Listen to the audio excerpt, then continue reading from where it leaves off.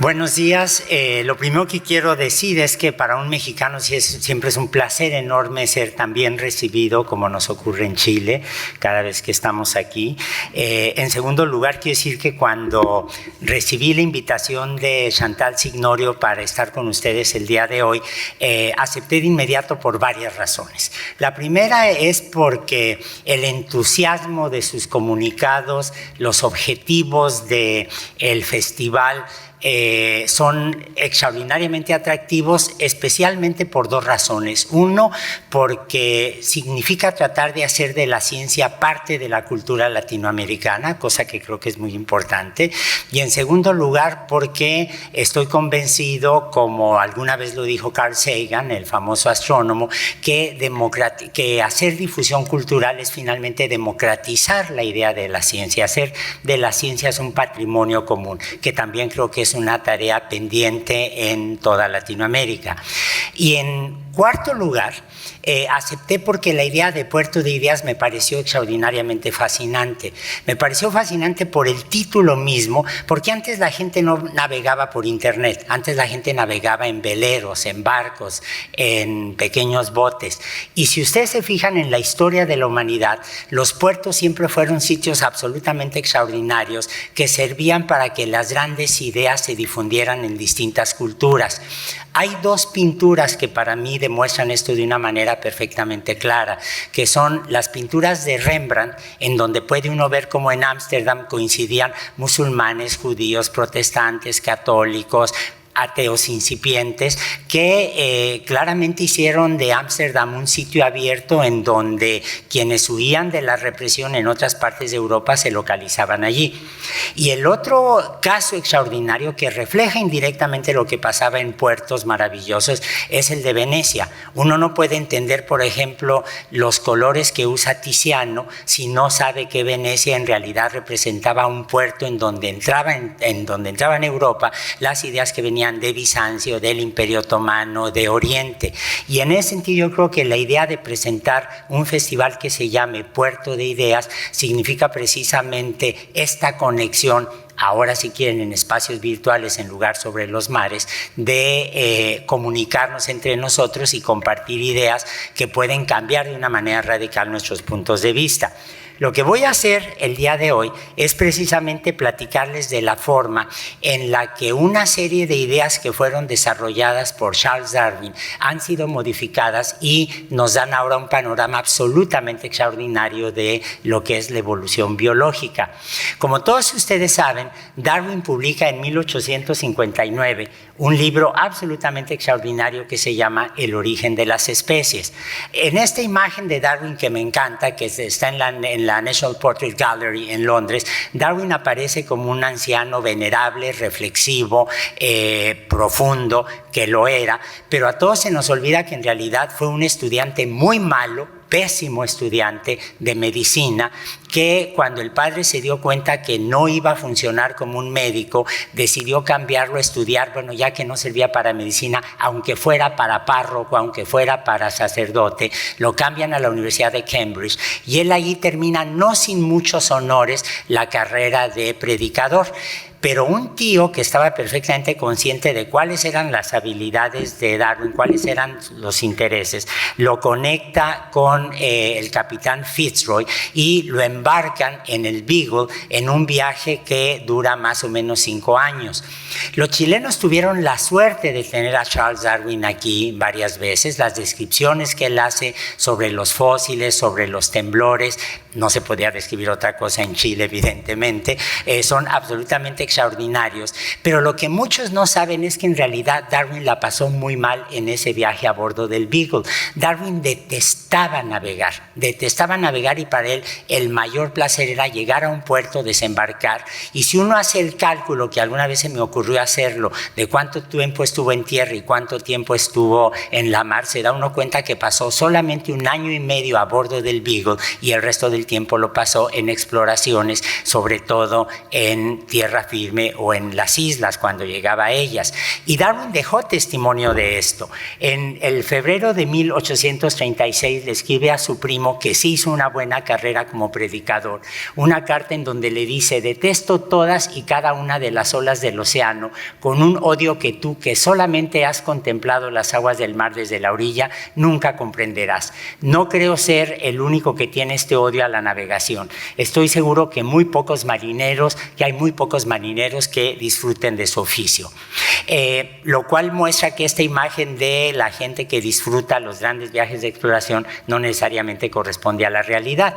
Pero lo que sí es cierto es que Darwin, que era extraordinariamente perspicaz, que era extraordinariamente tenía una obsesión con la metodología, que era extraordinariamente observador, ya en el Beagle, a bordo del Beagle, por primera vez escribe algo donde sugiere que efectivamente las especies están evolucionando. Y él dice en las famosas notas ornitológicas, que las escribe justo cuando el Beagle está dejando las Galápagos, dice: si hubiera alguna validez para estas ideas de la zoología de los archipiélagos, entonces claramente estos hechos estarían sovacando la idea de la estabilidad de las especies. Darwin regresa a Londres, encuentra rápidamente que se tiene que casar. Él, como era muy sistemático, en una hoja de papel pone en un pedazo casarse, no casarse, y dice: bueno, si no me caso, iré a México, me compraré un perro, montaré tanto como pueda, estudiaré geología. Si me caso, entonces buscaré una casa en donde dedicarme a ser algo así como profesor de universidad. 2 veces escribió esto, encontró a una pareja perfecta en su prima Emma Wedgwood, y eventualmente se mudó a Down, porque era una familia, como dicen los ingleses, que tenía private means, tenían private purse, tenían los recursos suficientes para no tenerse que preocupar por entregar informes al CONICYT o al CONACYT, no tenía que preocuparse por tener que dar clases, no tenía que preocuparse por hacer otra cosa más que reflexionar, hacer experimentos y darle una cierta sistematización a todas las ideas que había desarrollado. Y ya en la casa de Down, Darwin escribe estos textos que no son fáciles de leer, pero si ustedes se fijan, aquí está anotada y borrada la palabra Malthus, porque Darwin descubre la lectura de Malthus, el famoso predicador preocupado por la sobrepoblación, y a partir de aquí, adaptando las ideas que vienen de otra disciplina, que es la sociología, si ustedes lo quieren ver así, Charles Darwin se da cuenta que las poblaciones están creciendo mucho más rápidamente que lo que los recursos ambientales les pueden proporcionar. Y efectivamente, siempre en Down, en una cosa que llamamos el cuaderno E, Darwin dice: bastan 3 principios para explicar todos. Los nietos se parecen a los abuelos, es decir, hay un cierto fenómeno hereditario, la tendencia a sufrir pequeños cambios, especialmente cambios físicos, y una fertilidad excesiva en proporción a lo que pueden proveer los progenitores. Es decir, las poblaciones crecen más que los recursos. Y en este esquema, al que desafortunadamente me di cuenta que se cayó la referencia, pero viene de la red, ven ustedes cuál es la idea básica de Malthus que Darwin va a tomar. Las poblaciones crecen exponencialmente, los recursos crecen de manera lineal, y lo que Charles Darwin va a decir es: bueno, como no va a haber recursos ambientales, de alimento, de espacio, etcétera, para todos, evidentemente va a haber una selección de las poblaciones. Aquí hay que decir que Malthus se había equivocado, porque Malthus tenía esta gráfica de crecimiento de las poblaciones, la había hecho a partir del crecimiento de la población estadounidense, y en el siglo XVIII había una enorme inmigración de europeos hacia los Estados Unidos, y en realidad lo que Malthus estaba describiendo era la manera en que la migración estaba aumentando el número de estadounidenses y no necesariamente el número en que se reproducían, la rapidez con la que se reproducían. Pero aquí rápidamente Darwin ve esta idea, la asume, y entonces finalmente en 1842 escribe lo que es el primer borrador sobre su libro de selección natural. Darwin estaba convencido de que se podía morir en cualquier momento, era un hipocondríaco muy profesional, y Darwin en realidad lo que hace es escribirle una nota a su mujer, a Emma, donde le le dice, te dejo estas 100 libras esterlinas, que era una buena cantidad en la época, para en caso de que me muera, con esto tú garantices que mi manuscrito se ha leído, se ha publicado y mis ideas no se mueran conmigo. En realidad Darwin tardó mucho tiempo en morirse, pero tardó más tiempo en realidad en escribir, darle forma al libro del origen de las especies. Ahora, ¿cómo funciona la selección natural? Déjenme explicarlo con este dibujo que viene, y esto es muy raro, de un artículo que publicó en 1950 Dobzhansky, refiriéndose a cómo crecen las bacterias. Él pone como ejemplo en su texto una Escherichia coli, que es una bacteria común y corriente que todos tenemos en el tracto digestivo, que es una bacteria muy común, y lo que dice Dobzhansky es, bueno, la bacteria se va a reproducir por bipartición y se va a seguir reproduciendo, etcétera, pero puede aparecer una bacteria por azar que tenga la capacidad de resistir a un antibiótico. Lo que Dobzhansky va a decir es, como no hay ningún antibiótico en el medio, esto no es una presión de selección que favorezca a esta cepa en particular sobre los demás, y esta mutante simplemente se va a diluir, va a desaparecer en la población. Pero ¿qué pasa si nosotros aplicamos la penicilina? Bueno, todos ustedes saben que la penicilina es un antibiótico muy poderoso, que su uso, de hecho, ahora lo tenemos muy regulado por el problema de la resistencia a los antibióticos, y sabemos que la penicilina en realidad puede matar a muchas bacterias y tiene este grupo químico que llamamos un anillo lactánico. Bueno, si le aplicamos nosotros penicilina a la población de bacterias que está creciendo, evidentemente las no resistentes van a morir y las que sí son resistentes por casualidad, que tenían la resistencia previa al antibiótico, se van a multiplicar. Y aquí viene lo que para mí es una de las ideas más radicales de la evolución biológica, más radicales de Charles Darwin. Esa es la idea que en realidad aterró a los conservadores de su época, el hecho de que la selección natural no tiene ni metas ni objetivos, solo resultados. La selección natural no nos lleva a mejores organismos, la selección natural no está previendo seres más inteligentes, seres más adaptados. La selección natural solamente produce hechos, y esta diversidad biológica, una vez que atraviesa el filtro de la selección natural, simplemente me está adaptando en condiciones específicas a los organismos. Bueno, Darwin en realidad describe esto con un detalle enorme en el libro de 1859. Es un libro que es absolutamente legible, absolutamente maravilloso. Darwin tenía lo que Henry James, el autor estadounidense, llamó The Felicity of Style, escribía de una manera absolutamente espléndida, pero a mí en particular me gusta mucho esta página de los manuscritos de Darwin que pueden encontrar en la red, en donde él dibuja, como pueden ver aquí, lo que sería el mecanismo de la evolución. Él dice, tengo 3 especies hipotéticas que están representadas con estas líneas gruesas, y si yo comparo la embriología, la conducta, la anatomía, el registro fósil, la distribución geográfica, me voy a dar cuenta que estas 2 especies descienden del ancestro que compartían con esta especie actual, y entonces Darwin lo que hace es dibuja con líneas punteadas lo que puede ser el pasado de estas 3 especies. En la iconografía occidental, líneas punteadas significa una posibilidad, no una afirmación categórica. Y se dan ustedes cuenta que cada vez que hacemos una genealogía, sea de nuestras familias o sea de una especie, o trazamos la filogenia de un grupo biológico, estamos presentando una posibilidad que puede estar equivocada, especialmente cuando uno hace las historias familiares, porque de repente aparecen primos que no sabe uno bien a bien de dónde salieron, pero toda buena familia tiene esqueletos en el closet, y eso es bien sabido. Pero entonces el punto aquí es que Darwin se está dando cuenta que lo que está diciendo es que las especies divergen, los organismos divergen a partir de ancestros comunes. También se dan cuenta ustedes de la pésima letra que tenía Charles Darwin. Charles Darwin fracasó como estudiante de medicina, pero preservó la letra de cirujano hasta el fin de sus días. Hay partes que no podemos leer, hay partes que tenemos que adivinar. Ahora, Darwin, si ustedes leen los cuadernos de viajes y leen El origen de las especies y leen sus libros, verán que está pensando siempre en plantas y animales.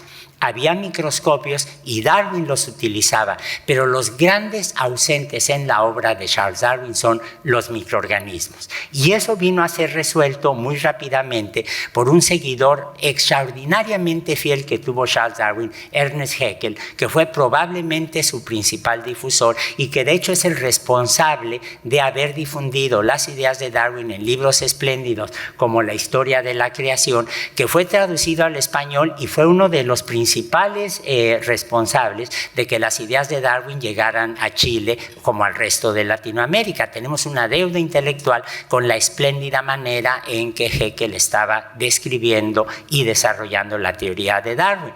Ahora, lo que Haeckel hace en este libro de La historia de la creación es absolutamente revolucionario. Si ustedes van al mercado de Antofagasta, al mercado de la Ciudad de México, verán que las marchantas, supongo que usan el mismo término en Chile, no usan el mismo término, bueno, las vendedoras, los vendedores de las marchantas, les decimos en México, tienen una idea muy clara de la taxonomía. En una parte del mercado están todos los productos animales y en otra parte están todos los productos vegetales. Y si ustedes se dan cuenta, los productos animales están divididos rápidamente en los productos del mar y en los productos de tierra. Y en los productos animales de tierra está la sección del cerdo, la sección de terneras, la sección de vacas, etc. En los productos que vienen del mar tenemos la división entre los mariscos, los peces, etc. En los productos vegetales, las marchantas, los vendedores en los mercados tienen una sección de frutas y una sección de verduras. Y el gran error taxonómico que se comete en todos los mercados del mundo, en todos, lo mismo en Estambul que en Antofagasta, lo mismo en Washington que en Sudáfrica, es que los hongos siempre están puestos con las verduras. Una nota que tienen que tomar en cuenta los vegetarianos es que lo más parecido a un animal que hay en la biosfera son precisamente los hongos. De manera que se dan cuenta que aquí lo que estamos viendo en la clasificación tradicional de plantas y animales o en la división taxonómica que vemos en los mercados es una división absolutamente binaria. Lo que hizo Haeckel fue, en primer lugar, decir hay un tercer reino. Y ese tercer reino es el de los microbios. Pero fue todavía más radical porque Haeckel, que era un evolucionista absolutamente comprometido con las ideas de Darwin, dice, en realidad los microbios son los ancestros de las plantas y animales. Y como Haeckel tenía una acuciosidad enorme cuando observaba el microscopio, rápidamente lo que va a decir es, hay dos grandes tipos de microbios. Los Monera, que van a ser las bacterias, aquellos microbios que cuando veo al microscopio no les veo un núcleo muy definido, y los demás microbios en los que sí veo cuando menos una membrana nuclear. A los Monera, que él asigna en términos generales a las bacterias, nunca les dio una frontera muy definida. En toda Latinoamérica, en todo el mundo sabemos cuál es el riesgo político de no tener una frontera muy definida. Pero en términos taxonómicos, Haeckel no fue tan consistente como nos hubiera gustado, pero ciertamente agrupó en términos generales a las bacterias, a los organismos sin núcleo. En los Monera supuso que de allí se desarrollaban los protistas y eventualmente de allí plantas y animales. Había un esquema de 4 reinos biológicos, si me permiten ponerlo en esos términos. Bueno, Haeckel tuvo una influencia enorme, como les digo, hasta principios del siglo XX su obra era una lectura obligada para los naturalistas, pero desde finales del siglo XIX se había dado un fenómeno intelectual muy peculiar, y es que muchos aceptaban la idea de la evolución, pero la mayor parte de la gente se oponía a la posibilidad de la selección natural. En buena medida los responsables de esto eran los físicos, no les estoy reclamando nada, pero los físicos decían que la Tierra no era lo suficientemente vieja como para que el proceso de acumulación de cambios fuera tal que hubieran divergido los organismos. Y entonces lo que se desarrolla como una explicación alternativa a la selección natural eran el mutacionismo, cuando Mendel descubre, cuando más bien se redescubren los trabajos de Mendel y la gente se percata que con una mutación puede haber cambios morfológicos, fenotípicos, decimos en biología, muy obvios, y y a la simbiosis. Y curiosamente, y ese es uno de los puntos que les quisiera transmitir, las ideas científicas tratamos de que sean lo más objetivas posibles, que sean aceptadas por todas las personas en todo momento sin ninguna dificultad, si tienen pruebas que las apoyan, pero en realidad la ciencia se desarrolla en contextos sociopolíticos muy específicos. Y por ejemplo, en el caso del Imperio ruso, el darwinismo siempre se desarrolló sin Malthus. En 1864 se tradujo por primera vez Charles Darwin al ruso y los comentarios de los grandes naturalistas rusos era el desdichado pastor Malthus y el gran naturalista Darwin. Qué forma tan sorprendente e inesperada de combinar dos nombres, porque el darwinismo en Rusia nunca tuvo la idea de la competencia que justificó finalmente al capitalismo y a la expansión imperialista del siglo XIX de las grandes potencias europeas. El darwinismo en Rusia era visto como una suerte de cooperación, como reflejando una suerte de cooperación entre los organismos. Y el mejor ejemplo de ello es nada menos que el príncipe Kropotkin, que estudia la simbiosis biológica después de haber pasado mucho tiempo en Siberia, estudia la simbiosis biológica como un ejemplo de cómo buscar sociedades más equilibradas y más justas. Yo debo decir que tengo un punto muy débil hacia los anarquistas y por eso siempre me gusta mencionar el caso de Kropotkin, y además en Chile, al igual que en México, hubo una extraordinaria tradición anarquista que fue extraordinariamente reprimida, tanto en Chile como en México, por gobiernos que les costaba mucho trabajo aceptar esa visión tan radical. Pero lo que es interesante es cómo Kropotkin afirma muy categóricamente la idea de que la asociación de organismos que buscan las mejores maneras de combinar las necesidades de los individuos con las de la cooperación para el bienestar de la especie. Es decir, se dan cuenta que para Kropotkin, como para la mayor parte de los naturalistas rusos, darwinismo no significa una competencia despiadada entre los miembros de una población o entre distintas especies, sino la posibilidad de cooperación. Esto va a coincidir con que en el siglo XIX el desarrollo de los microscopios lleva a la gente a percatarse de que en las plantas la fotosíntesis se hace en cloroplastos, y pueden ver ustedes en estos dibujos que vienen de 1882 cómo la gente describe cómo los cloroplastos se dividen por bipartición, igual como se dividen las bacterias. Y en un arranque de audacia científica verdaderamente excepcional, en Rusia distintos pensadores llegan a la propuesta de que las especies evolucionan por simbiosis.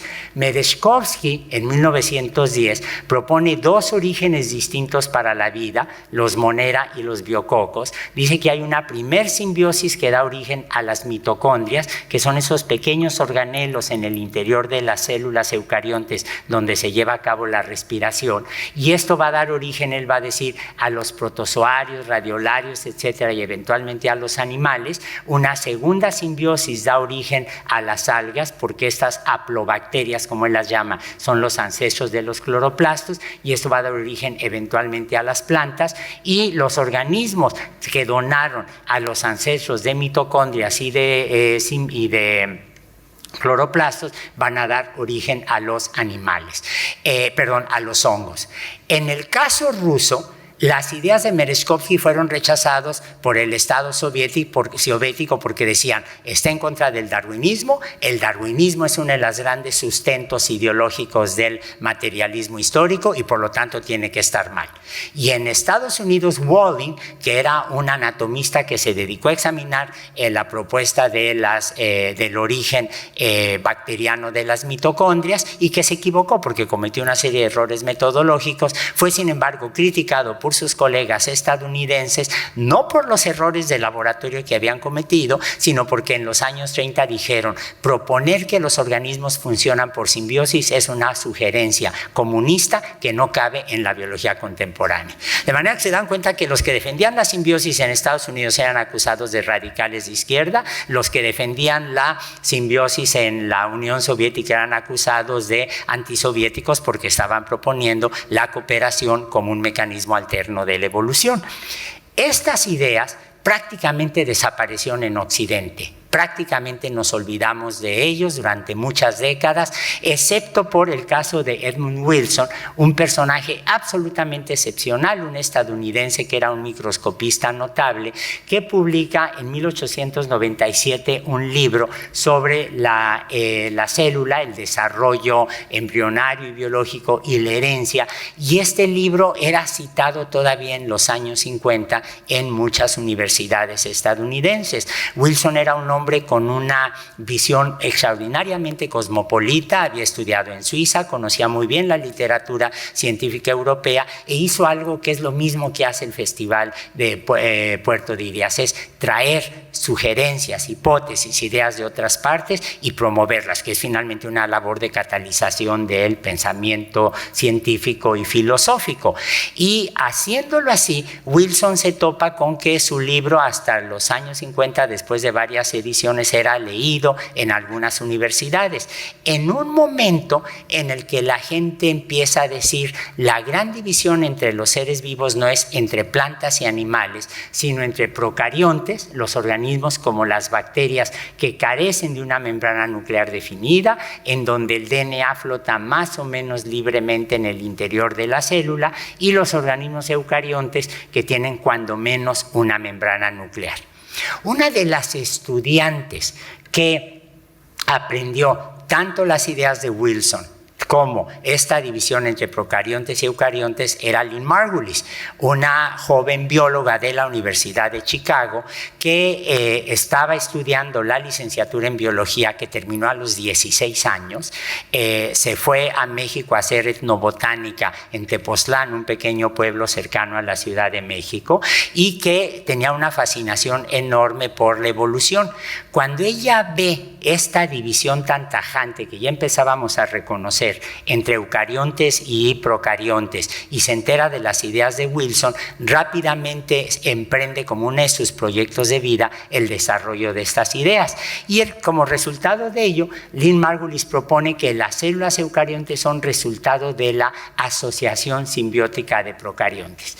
Lynn escribe un manuscrito que se llamaba El origen de las células mitóticas, y los que hacen investigación aquí lo van a entender la sorpresa que nos despierta saber que Lynn mandó su manuscrito a 14 revistas y en 14 revistas fue rechazado.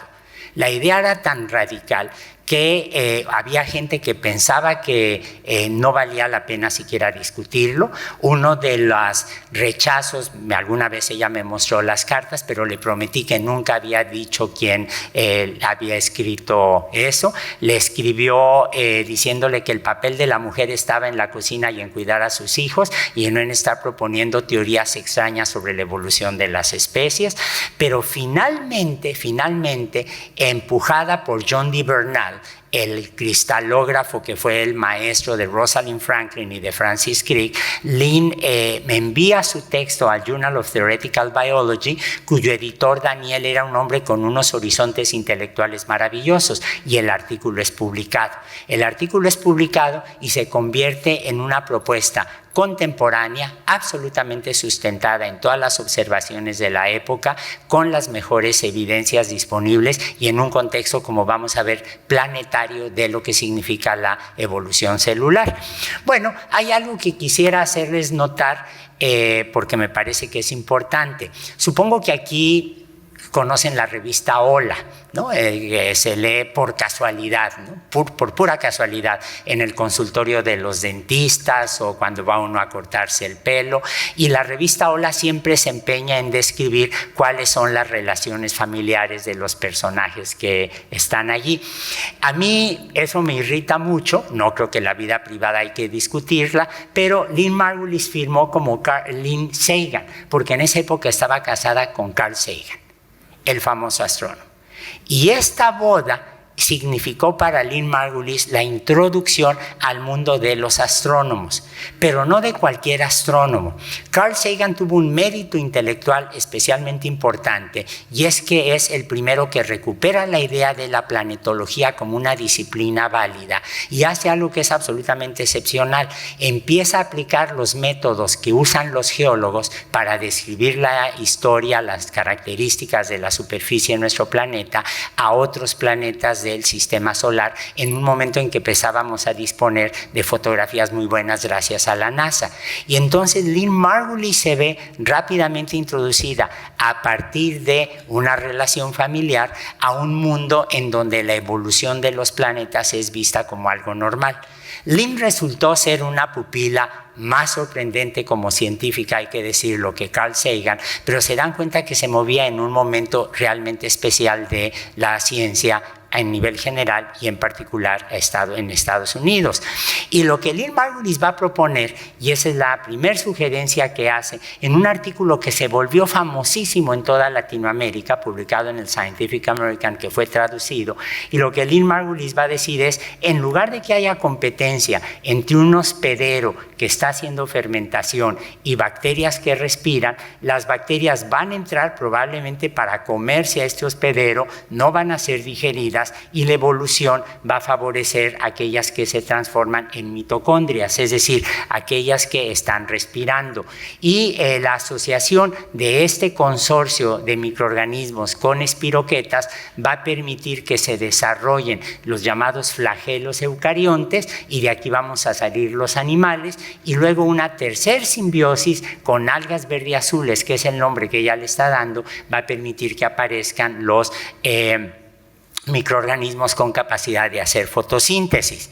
Ahora, ella presenta la idea en este artículo del Scientific American, presenta la idea en su artículo del Journal of Theoretical Biology, pero el rechazo fue absolutamente extraordinario. ¿Cuáles fueron las causas científicas por las que fue rechazada? Bueno, en primer término, porque los microbios eran vistos por muchos como agentes patógenos, no como ancestros de los organismos actuales. Se dan cuenta que la herencia de Pasteur nos hace vacunarnos, nos hace lavarnos las manos antes de comer, nos hace usar condones, etcétera. Vemos a los microorganismos siempre como patógenos, hay que tener cuidado con los microorganismos. Bueno, lo que Lynn Margulis estaba diciendo, no, recuperemos la tradición de Haeckel, en donde los microbios en realidad son ancestros de las plantas, los animales y los hongos. En segundo lugar, para ese momento, el neodarwinismo ya era una teoría extraordinariamente potente, y para los neodarwinistas clásicos, la fuente básica de diversidad biológica en las poblaciones eran las mutaciones. Y aquí de repente llega una muchacha audaz, sin las credenciales de alguien que haya estudiado las plantas o los animales fósiles o actuales, y dice, no, pues fíjense que la simbiosis también genera diversidad. Y en tercer lugar, y esto es fascinante desde el punto de vista ideológico, a partir de 1953, con el modelo de la doble hélice, lo que va a ocurrir es que rápidamente la gente va a tomar una actitud reduccionista que nos concentra en lo que está pasando con los ácidos nucleicos.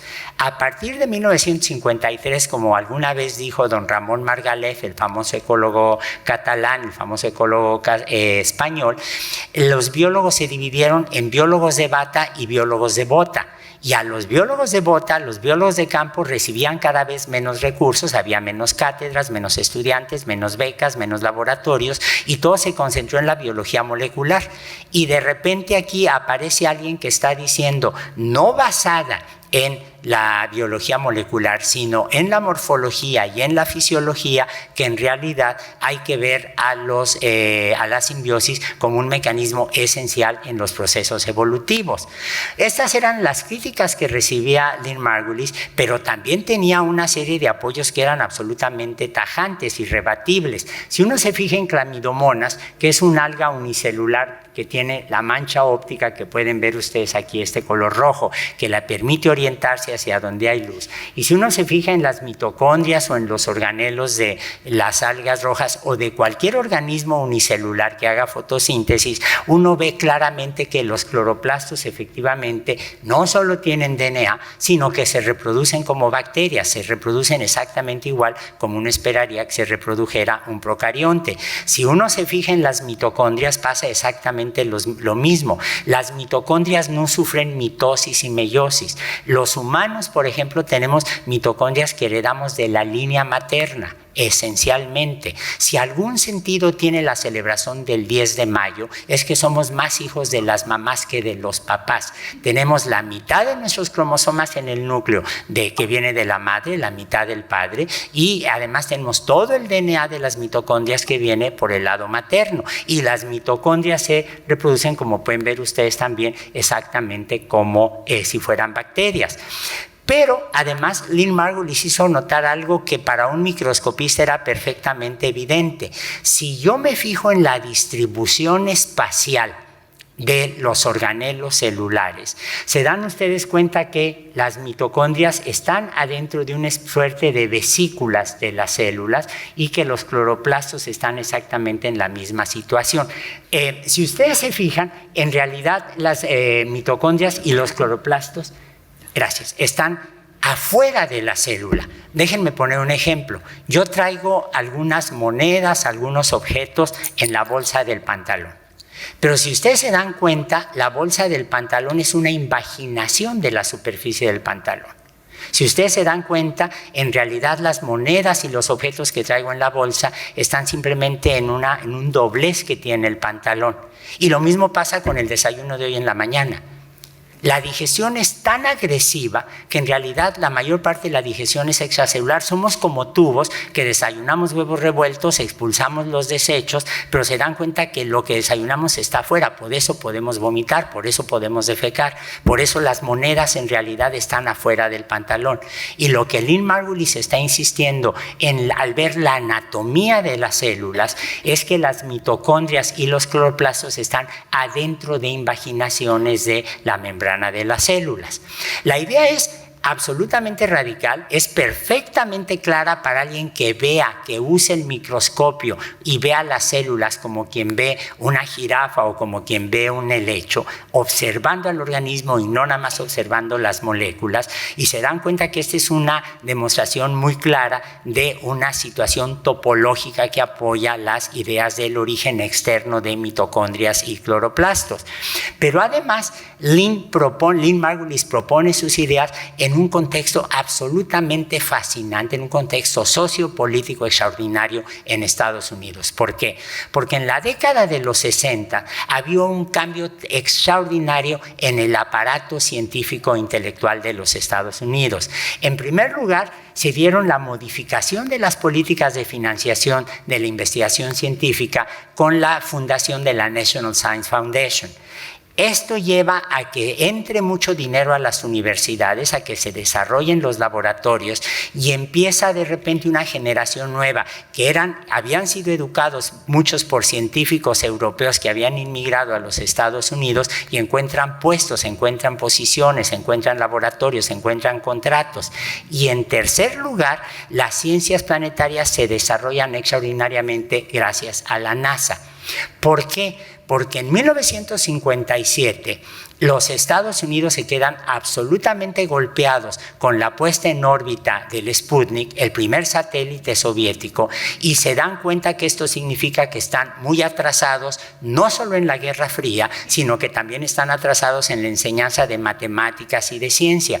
Y la reacción fue extraordinaria, porque lo que hicieron fue invertir una enorme cantidad de dinero en la difusión de la ciencia, en la promoción de nuevas carreras científicas y en la creación de la NASA, que en realidad nos empezó a dar mucha información sobre la Tierra misma. Pero además la década de los 60 coincide, y esto es absolutamente maravilloso, con una nueva visión del planeta. En primer lugar, Beckner y Marshall, que eran dos geofísicos. Beckner es el fundador del Año Geofísico Internacional, que en Chile fue especialmente importante con la creación, por ejemplo, de las estaciones en la Antártida que ustedes tienen.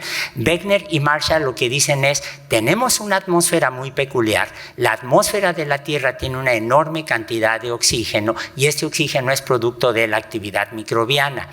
Pero independientemente de las propuestas de Beckner y Marshall, Elso Barhorn y Preston Cloud, que eran muy amigos de Lynn Margulis, dicen, a ver, el registro fósil de los microorganismos se extiende hasta atrás, hasta unos 3.000 millones, 3.500 millones de años. Y la conclusión es decir, bueno, el planeta muy rápidamente, luego de que se forma, permite la aparición de la vida, los metabolismos microbianos empiezan a cambiar los sedimentos, empiezan a cambiar rápidamente la composición de la atmósfera, y en este contexto lo que hace Lynn Margulis es maravillosa. Todos los biólogos de su generación estaban viendo hacia el interior de las células, estaban viendo el DNA, el RNA, la síntesis de proteínas, y Lynn Margulis lo que hace es ver las células en el contexto planetario. Y como resultado de eso va a publicar un libro absolutamente extraordinario que se llama The Origin of Eukaryotic Cells. Es un libro que se convierte rápidamente en la lectura de muchos de los evolucionistas, pero luego en 1981, hace apenas unos 50 años, si lo quieren ver así, 40 años, 50 años de hecho, publica este segundo libro que se llama Symbiosis in Cell Evolution, que es una obra maestra del pensamiento evolutivo. Como éramos muy amigos, Lynn y yo, como tuve el privilegio de ser muy amigo de ella, recuerdo que estaba yo en Barcelona de profesor invitado, fui al correo, porque me habló por teléfono para decirme, ya tu libro tiene que estar allí, abrí el libro, me acuerdo, a las 11 de la mañana, en el jardincito que está frente a la Universidad Central de Barcelona, y a las 12:15 de la noche cerré el libro. Lo leí completo, seguido, de inmediato, porque Lynn no solo escribía muy bien, era una escritora extraordinariamente articulada, sino que además combinaba detalles morfológicos, paleontológicos, geológicos, químicos, bioquímicos y moleculares para dar una idea del planeta, de la evolución de la vida, de la coevolución entre la biosfera y la atmósfera y los sedimentos, extraordinariamente atractiva.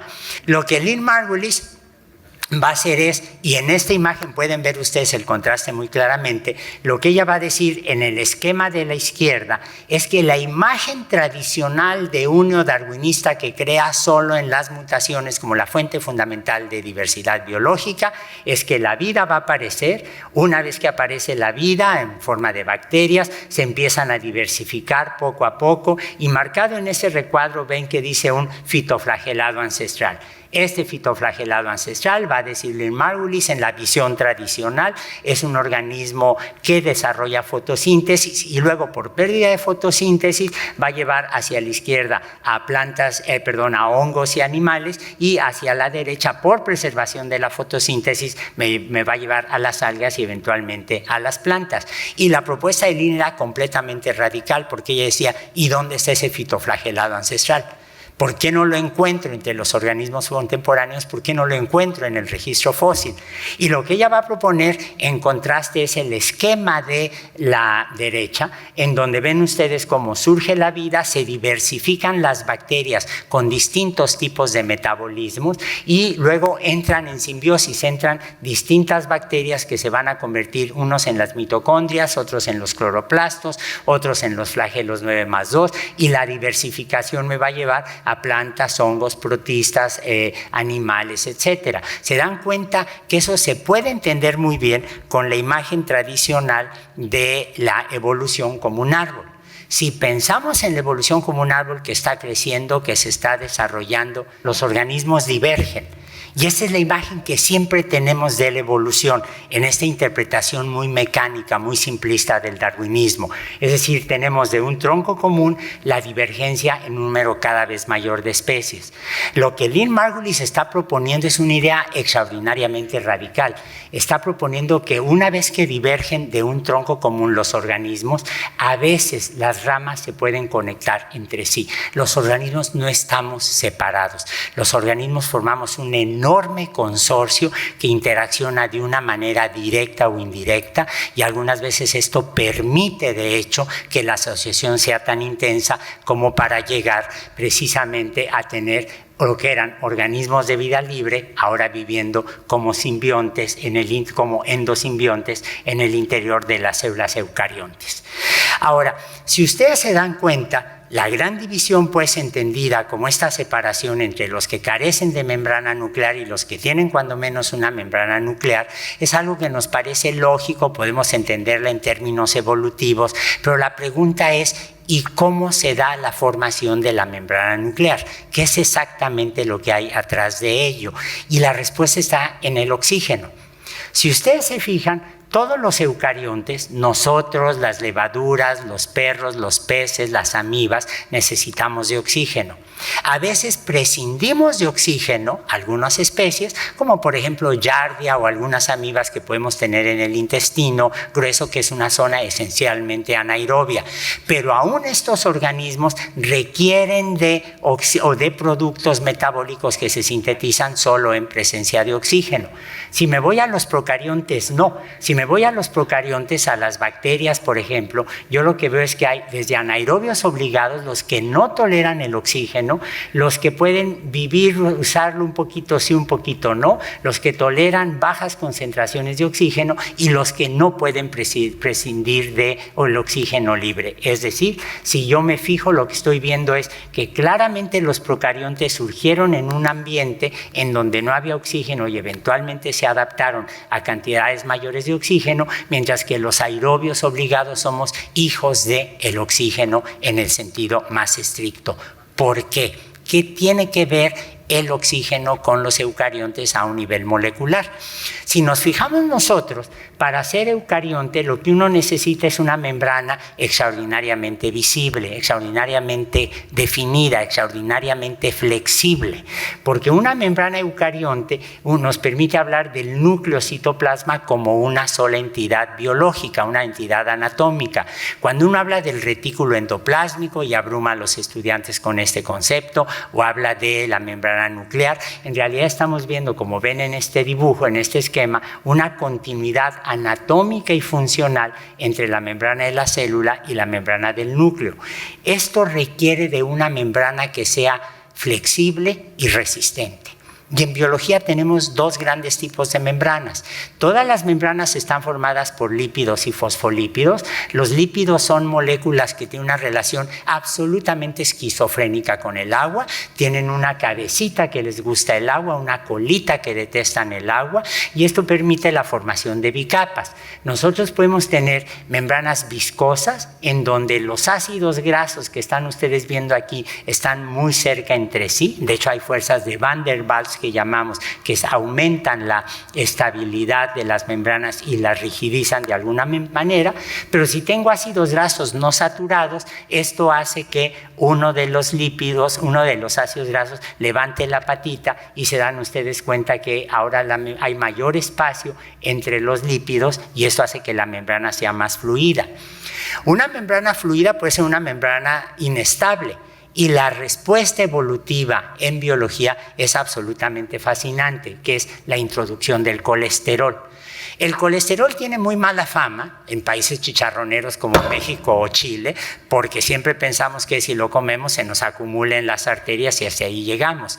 Pero en realidad el colesterol, si ustedes se fijan, es una molécula absolutamente excepcional porque tiene aquí un grupo OH, un grupo hidroxilo, que le gusta el agua, tiene una zona hidrofóbica que se inserta en la membrana y el resultado es una membrana que se estabiliza con la presencia del colesterol.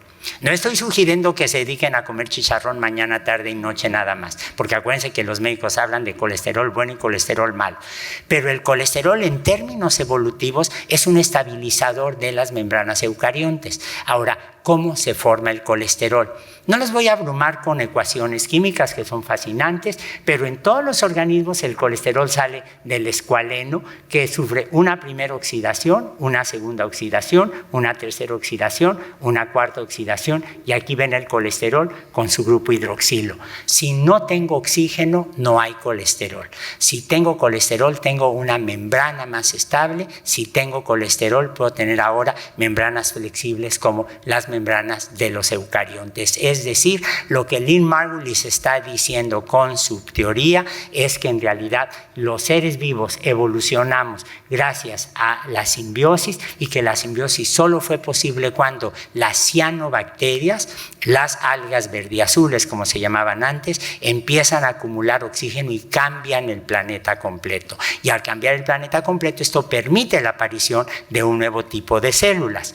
Y este esquema inevitablemente llevó a Lynn Margulis a proponer una visión distinta de la taxonomía, ya no en plantas y animales como en los mercados de Antofagasta, ya no en 4 reinos como en el modelo de Haeckel, sino ella va a sugerir lo que sería el esquema de los 5 reinos. Los Monera, que es el reino más antiguo, y por simbiosis, una vez que tenemos ya la presencia de oxígeno en el planeta, la aparición de protistas o sus descendientes inmediatos, los protoctistas, y de aquí van a surgir los hongos, las plantas y los animales. Y este esquema lo va a desarrollar ella en un libro absolutamente maravilloso que se vuelve un texto muy popular en toda Latinoamérica, que es el libro que escribe con su amiga Caroline Schwartz de la Universidad de Massachusetts, que se llama precisamente Los 5 reinos. Hasta aquí todo iba maravillosamente bien, y el impacto que Lynn Margulis tuvo en toda nuestra región del mundo, que aceptó con mucha naturalidad sus ideas, fue absolutamente excepcional. Pero en 1977, Carl Woese y George Fox empiezan a comparar las secuencias del RNA molecular, del RNA ribosomal, empiezan a comparar secuencias de moléculas, y se dan cuenta que cuando hace uno una historia familiar de la biosfera, una filogenia de la biosfera basada en la comparación cuantitativa de estas moléculas, la principal división no surge en plantas y animales, en procariontes y eucariontes, sino en lo que ellos llaman 3 grandes dominios. Yo debo confesar que, como buen latinoamericano, cada vez que un taxónomo estadounidense habla de dominios me pongo muy nervioso, pero el hecho concreto es que la comparación de las moléculas me da esos 3 grandes grupos: las bacterias, las del yogur, las que tenemos en las manos, las que tenemos en el tracto digestivo, las arquea, que es un grupo de procariontes, al principio creíamos que muy fastidiosos porque solo se encontraban en ambientes extremos, como por ejemplo en Atacama, etcétera, y el núcleo citoplasma de los eucariontes. Y cuando este esquema se publicó, hubo una serie de debates que comenzaron a enfrentar muy fuertemente a Carl Woese con Lynn Margulis, es decir, a los seguidores de las filogenias moleculares contra los que hacían biología celular. En alguna ocasión el árbol que ven ustedes aquí sin raíz se pudo enraizar, y estaba yo con Lynn Margulis cuando el árbol apareció publicado. Aquí está tomado de un libro, y le dije a Lynn: mira, aquí está la prueba de que tu teoría es perfectamente válida. Las mitocondrias están con alfa proteobacterias, los plástidos estaban con cianobacterias, ya se probó tu teoría. Y Lynn Margulis me respondió, no con arrogancia, porque la amistad era muy profunda, pero me respondió de una manera que fue muy ilustrativa: mi teoría ya estaba probada. Y tenía razón, su teoría ya estaba probada, porque para Lynn tenía exactamente el mismo peso la morfología de las mitocondrias, la morfología de los cloroplastos, la fisiología de los organelos, que las moléculas. No privilegiaba una visión reduccionista de las moléculas sobre una visión más amplia, más holista de las células como tales. Desafortunadamente, esos acuerdos que Lynn y yo podíamos tener no se se dieron entre Carl Woese y Lynn Margulis. Y hubo una confrontación que continúa. Aunque ambos personajes ya murieron, la confrontación entre el punto de vista de Lynn Margulis, que era estudiemos al organismo, y el de Carl Woese, que es conozcamos la molécula, siguen. La confrontación completamente absurda, porque se dan cuenta que son visiones complementarias. Lo que las moléculas me están diciendo lo tengo que ver en contexto del organismo. El organismo no es nada más la suma de las moléculas. Pero la confrontación fue violentísima al grado de que Lynn hablaba del ejército de los Woesianos y Carl Woese hablaba de estos seguidores radicales de Lynn Margulis, porque además había conflictos ideológicos nada triviales. En un intento de resolver el problema, Lynn Margulis escribió un libro que era la modificación del libro original de 5 reinos, que se llamó Reinos y Dominios, para tratar de conciliar la visión molecular, la visión subcelular con la visión anatómica, fisiológica, ecológica. Pero el asunto allí sigue y no deben extrañarse los jóvenes que están aquí si en las clases de taxonomía, de filogenia, de evolución o de biología celular este conflicto parece como muy vivo. Ahora, se dan ustedes cuenta que la teoría de endosimbiosis me plantea un problema nada trivial, y es cómo heredamos los organelos. En el caso de las mitocondrias ya les dije que la deuda la tenemos con las madres, y si fuéramos lechugas la deuda la tendríamos con la lechuga mamá. Pero el gran problema es ¿y cómo es que se heredan los organelos? Y lo que voy a describir ahora es algo... ¿5 minutos? Pero están descontando el tiempo que me tardé en encontrar el señalador.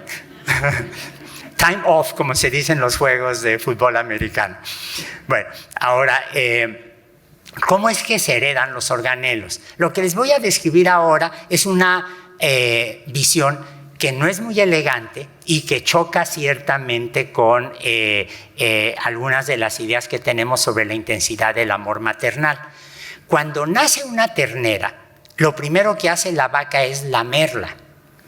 Y todo mundo siempre se lo enseña a los niños, dice, mira la vaca mamá como quiere a la ternerita. En realidad, la vaca mamá lo que está haciendo es infectar a la ternera, porque la ternera cuando nace sin microbiota en el tracto digestivo, y las vacas son rumiantes. Creo que las vicuñas también son rumiantes.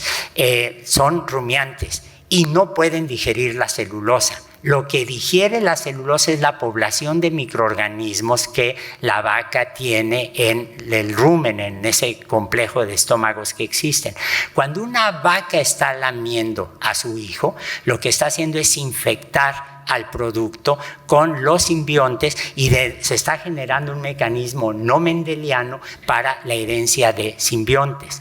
Cuando una coneja pare, lo que ocurre de inmediato es que en lugar de tener los excrementos típicos de bolita muy densos, muy oscuros, cambia la calidad del excremento nocturno y las conejas empiezan a producir, las conejas madres empiezan a producir una enorme cantidad de un defecado líquido rico en proteínas y rico en vitaminas y en microorganismos. Los conejitos están nadando en el excremento materno, se infectan y de esta manera adquieren su simbiosis.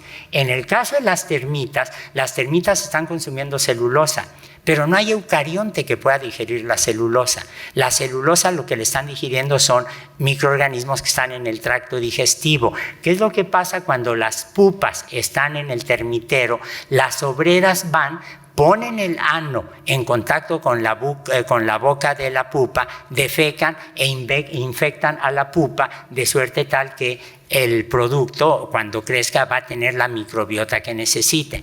No les voy a preguntar ni les voy a pedir que le digan a sus mamás y cómo adquirimos la microbiota que tenemos, pero se dan ustedes cuenta que son mecanismos conductuales que están garantizando la perpetuación de las asociaciones simbiontes. Y en algunos casos, por ejemplo en amibas como Pelomyxa palustris, que no tiene mitosis, que no tiene meiosis, lo que vemos son muchos núcleos. Esto es el DNA y los núcleos rodeados por bacterias que garantizan que cuando se divide la amiba, cuando menos un pedazo va a llevar, cuando menos un núcleo rodeado de todas las bacterias que son como simbiontes. Si matamos estas bacterias usando antibióticos, la amiba se muere. Entonces se dan cuenta que en la naturaleza se han seleccionado distintos mecanismos no mendelianos para garantizar la perpetuación de esta simbiosis. No voy a entrar en muchos detalles, esto bueno me lo brinco, pero la pregunta es, ¿y cómo surgen las simbiosis? Bueno, todos ustedes saben que tenemos en nuestras familias parientes excéntricos de los que preferimos no hablar. Y lo mismo pasa entre los microorganismos.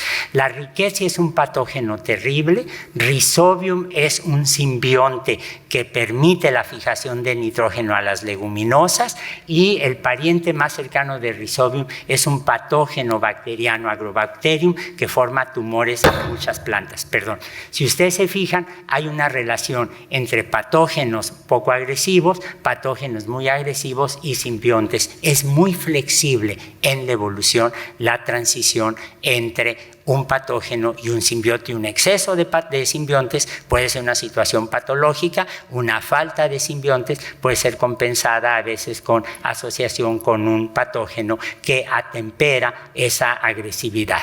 Bueno, encontramos también, por supuesto, organismos como Cyanófora paradoxa, una alga pequeña, minúscula, que en el nombre lleva la descripción de lo que es en biología.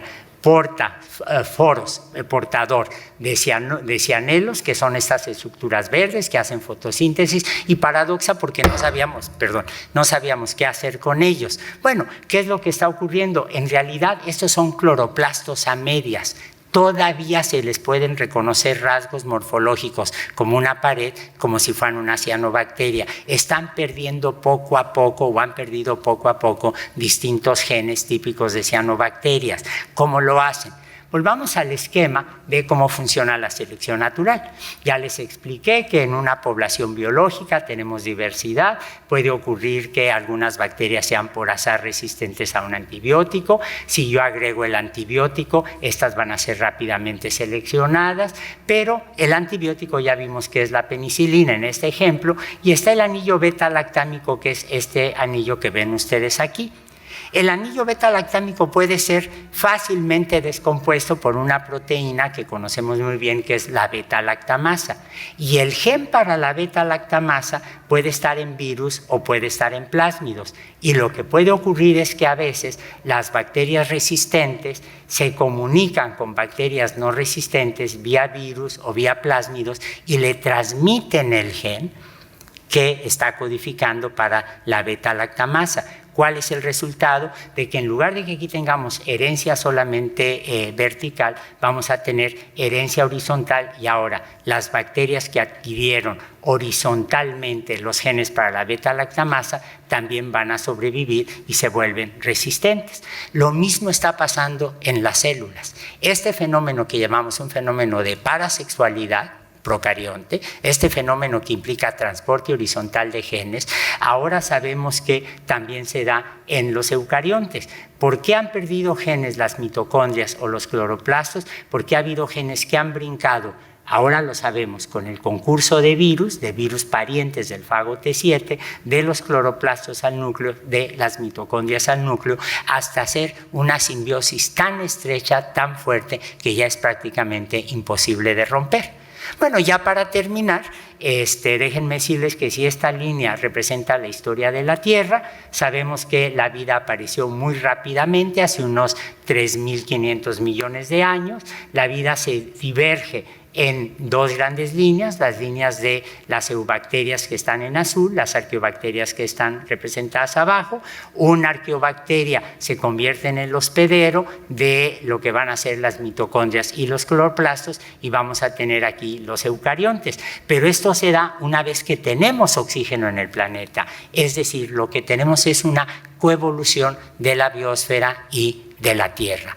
De hecho, para terminar, para tranquilidad de Chantal y todos los demás, déjenme decirles que cuando uno se fija en la historia del planeta, uno ve que la vida aparece muy rápidamente, aparecen microorganismos que pueden nutrirse de los compuestos orgánicos que les dieron forma gracias a que en la atmósfera no había oxígeno, aparece eventualmente la fotosíntesis con cianobacterias, cambian la atmósfera. Al cambiar la atmósfera, esto induce una serie de cambios biológicos como la aparición del colesterol, como la aparición de los eucariontes, y el resultado neto es un proceso de coevolución extraordinaria en donde se dan ustedes cuenta que el planeta permite el surgimiento de la vida, el surgimiento de la vida permite el cambio del planeta. No podemos explicar las características sedimentológicas, hidrológicas, atmosféricas de la Tierra en ausencia de la vida, y el resultado neto es perfectamente claro. Es una especie de diálogo entre el planeta y la biosfera, pero un diálogo tan intenso que nos cuesta mucho trabajo separar, dividir a los dos interlocutores. Muchas gracias.